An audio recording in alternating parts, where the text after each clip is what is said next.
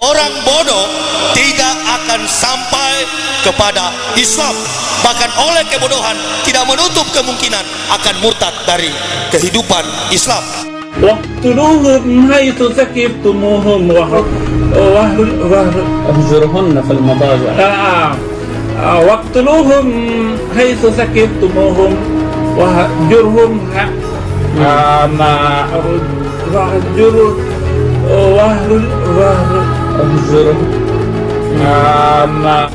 Sehebat-hebatnya seorang ustadz bicara soal kafir, terbatas dalam pemahaman itu.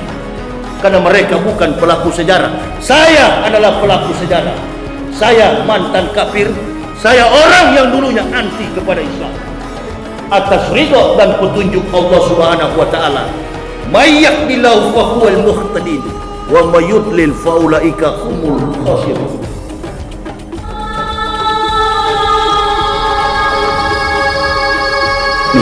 Saya 11 Oktober 2006 bersama istri dan 3 orang anak mengucapkan La ilaha illallah Muhammad Rasulullah. Bukan ibu bapak yang mengislamkan saya. Ada 3 golongan yang paham Islam itu benar menurut versi daripada Al-Quranul Karim.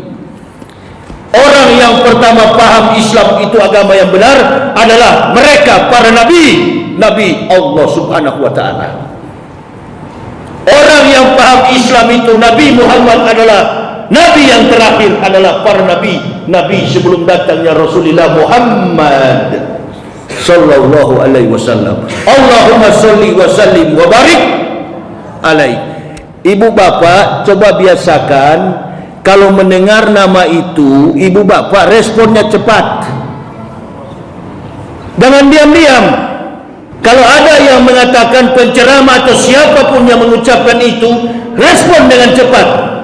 Nabi kita Muhammad sallallahu alaihi wasallam, Allahumma sholli wa sallim wa barik alaik. Karena di hari-hari terakhir ini orang mulai mempolitisasi Islam. Jangan ibu bapak berpikir bahwa Islam Indonesia ini di era kepimpinan sekarang ini hampir 1 dekade, hampir 10 tahun, bahkan 2 tahun lamanya, 1441 Hijriah, 1442 Hijriah, masjid dikunci. Tak boleh kita kumpul begini berjamaah. Alasannya karena virus pandemik COVID-19 and Corona. 1443 Hijriah, Allah Subhanahu wa taala membuka gerbang hidayah kepada pemerintah dan sekaligus masyarakat mayoritas muslim untuk boleh masuk ke masjid. Kita melaksanakan saum Ramadan. Kita melaksanakan puasa di bulan Ramadan. Al-jannatu mustaqatun ila arba'ati nafarin talil Quran wa hafidil lisanu mut'imul jihani wa su'imina fi syahri Ramadan. Kita berpuasa di bulan Ramadan. Siapa yang beruntung di bulan Ramadan? 3 manusia yang beruntung di bulan Ramadan. Yang pertama, orang yang melaksanakan saum Ramadan, orang-orang mukmin yang berpuasa.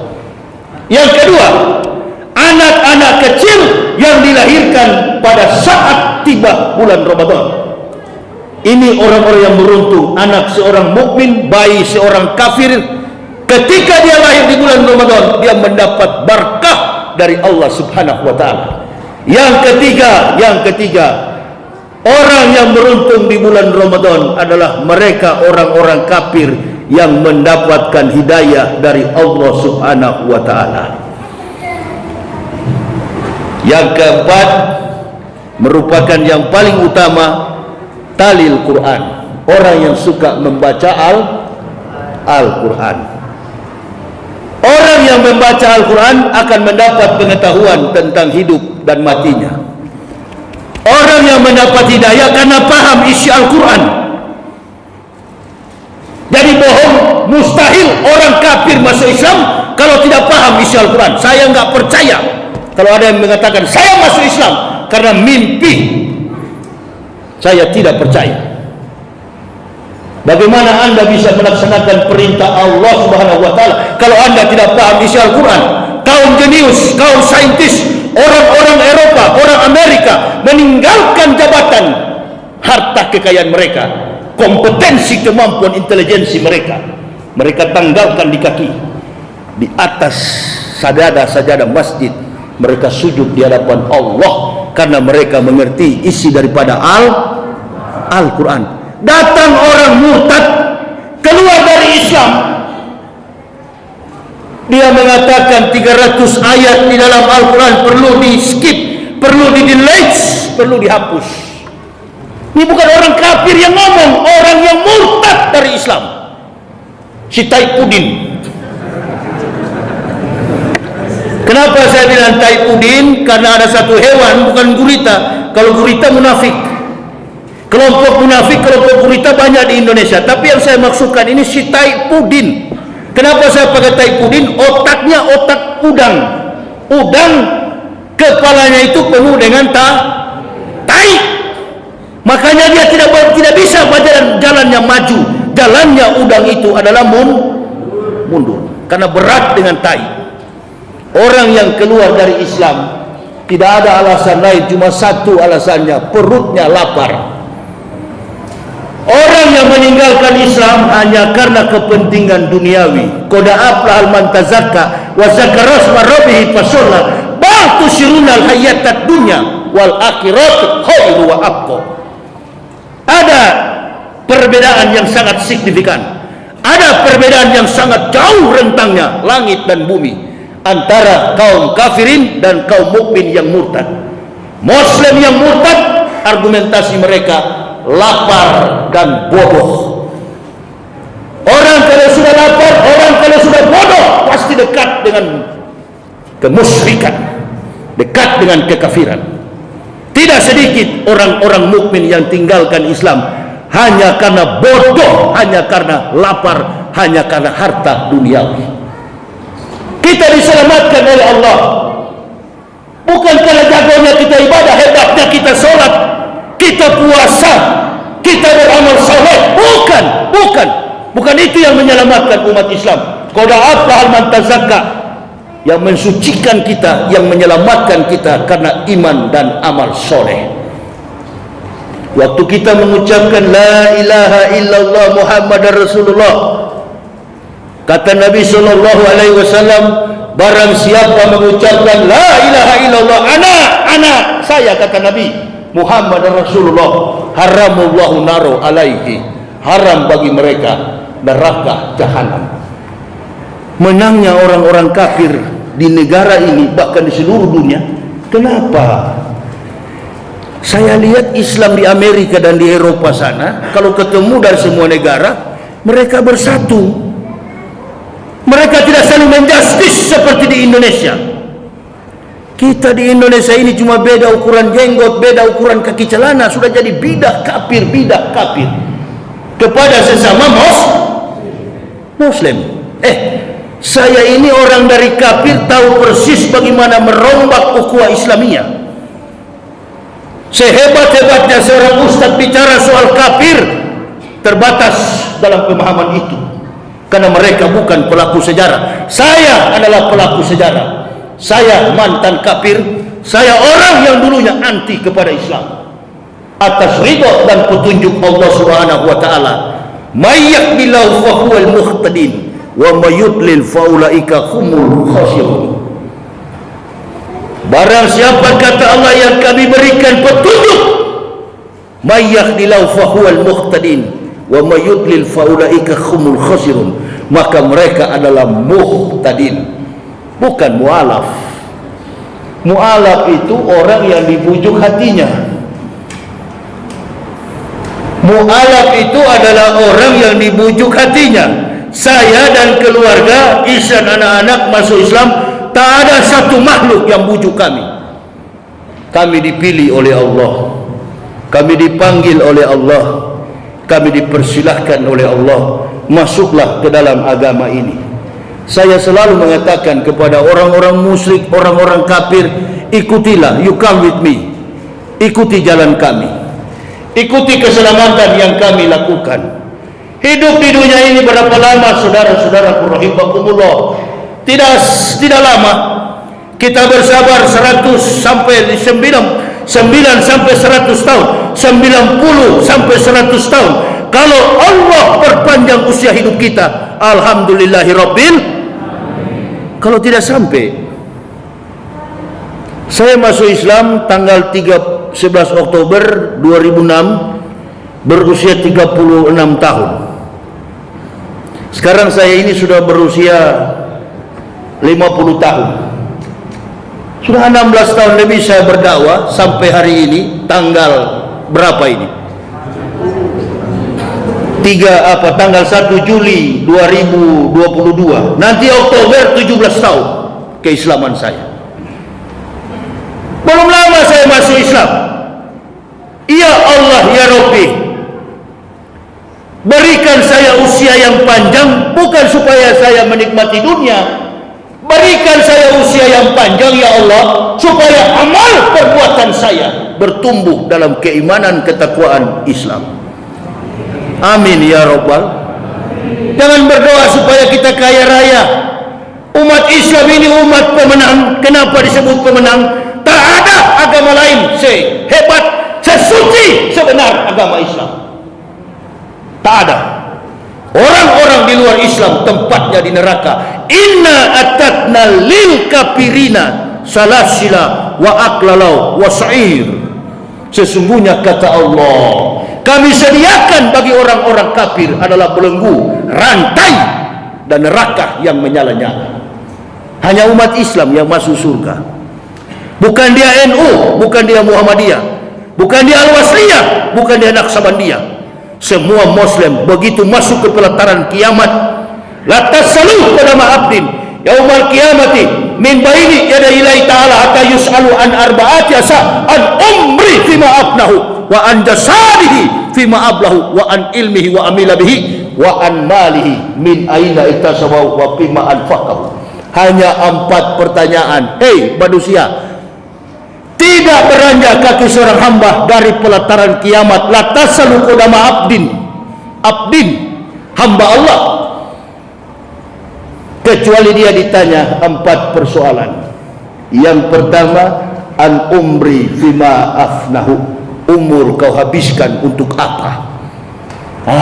Ini saya tidak sia-siakan. Masuk Islam, kata tadi Pak Alung, saya keliling Indonesia. Alhamdulillah, tujuan saya cuma 2: mengislamkan orang kafir dan mengokohkan keimanan kaum saudara-saudaraku tercinta orang Islam. Itu kasih dan sayang saya tumbuh kepada saudara Muslim. Kendati saya lelah, kendati saya capek, karena cinta kepada Allah dan Rasul kita Nabi Muhammad sallallahu alaihi wasallam. Dan sampaikan kepada orang kafir, hei orang kafir, tempatmu mati di neraka jahanam. Kenapa begitu Ustaz? Kendati saya dipenjara, kendati saya dibunuh, tidak peduli, asalkan hutang-hutang saya di hadapan Allah lunas terbayar. Hati-hati ibu bapak, orang seperti saya ini tanggung jawabnya lebih berat daripada ibu bapak. Ibu bapak tidak mengerti soal kafir, ibu bapak diam saja. Saya yang berbicara soal kafir. Kenapa? Karena saya pelaku sejarah.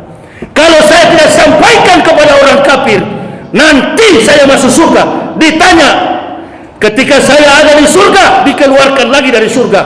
Kenapa kamu enak-enak Yahya? Tuh, ada tetangga kamu, ada saudara kamu yang masih kafir, berteriak ketika di dunia Yahya tidak pernah menyampaikan kami bakal masuk neraka. Ini jadi persoalan kita, orang tersinggung, kita masuk penjara, itu biasa.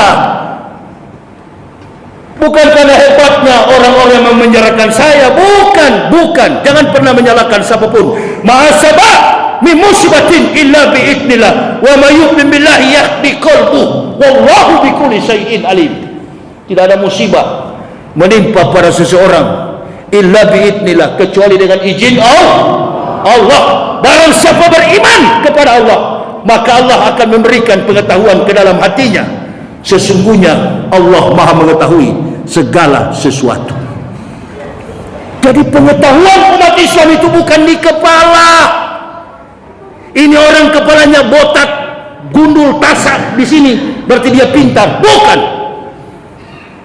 Pengetahuan umat Islam ada di dalam hati. Your heart feelings. Perasaan hatimu akan berbicara. Jadi ibu bapak jangan pernah melawan kehendak hati. Kalau hati berkata begini, insya Allah kalau orang Islam yang istiqomah, bahkan yang tidak istiqomah sekalipun yang bajingan di luar sana, asalkan dia betul-betul Muslim, jangan suka pandang enteng. Jangan kita anggap orang di luar sana yang bajingan, yang di terminal, yang tidak sholat, kita anggap kita lebih suci. Awas, awas, takabur, riya, bahaya. Bahaya. Kenapa saya selalu bela mereka? Karena saya tahu proses mendapat hidayah, bagaimana sulitnya mendapat petunjuk dari Allah. Tidak gampang agama ini. Sementara orang bermain-main, pejabat-pejabat kita, biarkan mereka jadi munafik atas harta kekayaan ini. Ini kata Allah, kau apakan usiamu, kau habiskan untuk apa umurmu? An umri fima afnah. Apa kau gunakan umur ini? Saya pakai ya Allah untuk tegakkan Islam. Puluhan ribu orang sudah kami Islamkan.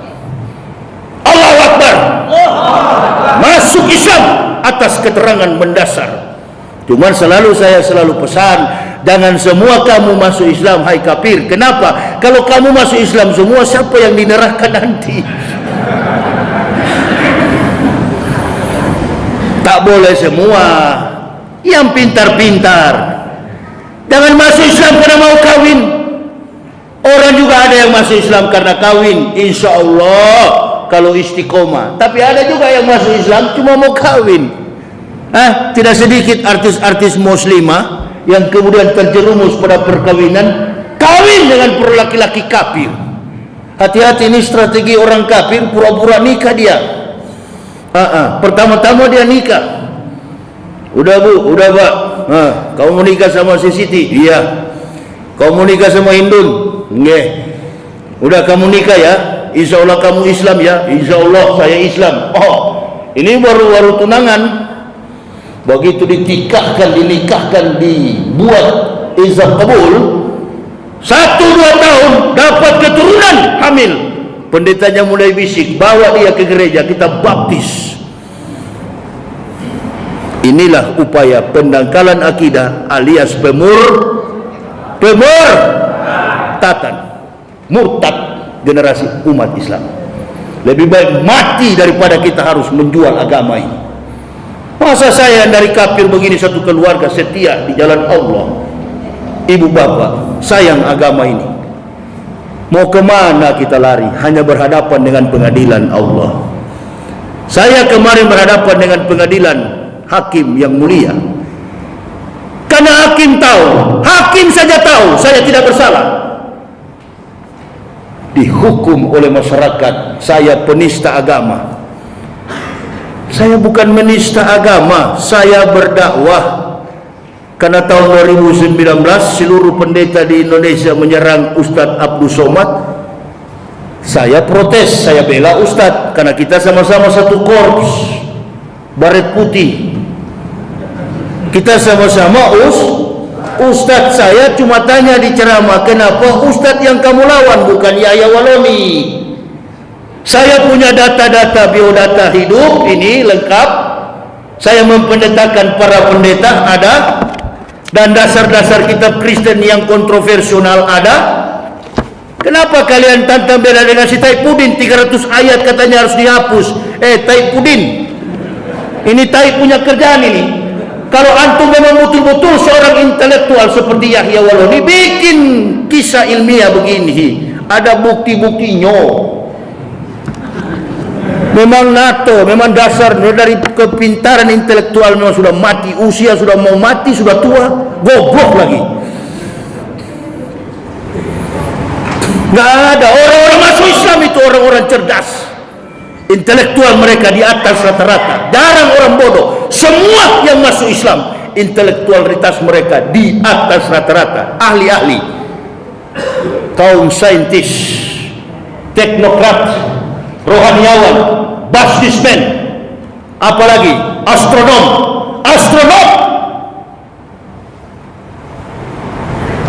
I witness there is no God but Allah, and the Prophet Muhammad is the messenger of Allah. La ilaha illallah Muhammad Rasulullah. Siapa yang Islamkan mereka? Bisakah orang bule kita kasih Indomie? Kau kasih uang 100.000 sama orang bule, dia sudah kaya kawan. Atau antum bermanuver, bule sini, you listen me, dengar saya.